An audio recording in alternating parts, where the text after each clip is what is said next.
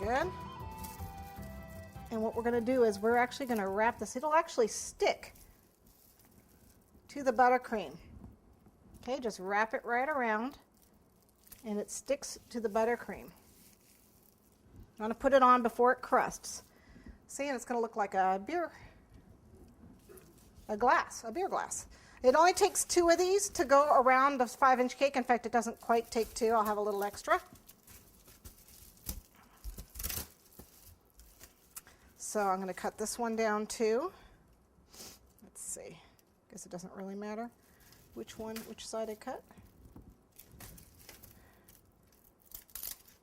You are not going to see the seam where these two meet together. They're just going to match. They're just going to match up. Okay. Let's see. So let me show this to you. See right where one is? The other one's going to match right up to it.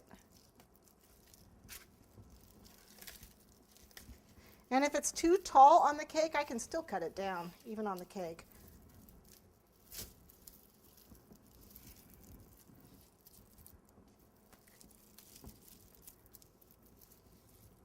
This one is, okay, it's going to go the other way.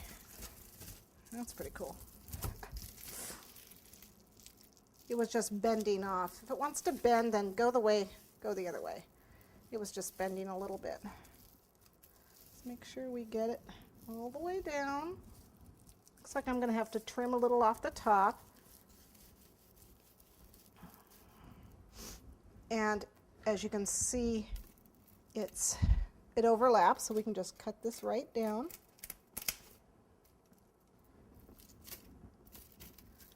It'll actually rip if I want it to, but I don't really want to rip it if I can help it.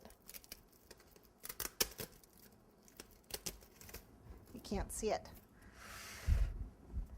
To cut left-handed. There we go. Okay. Right there.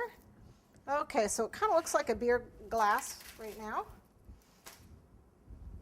I want to move it onto my board and clean up the bottom.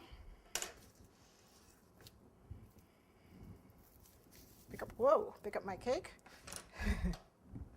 Try not to drop it.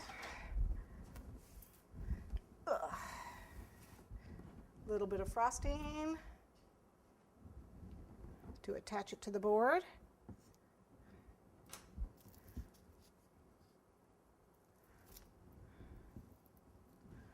Oops, well, I'll clean that up. And then that skewer, I'm going to push on it so it'll go down into that bottom board. I just pushed it down. So now that cake is actually, the skewer is actually pushed into this base board here. Okay, I just pushed it with my finger.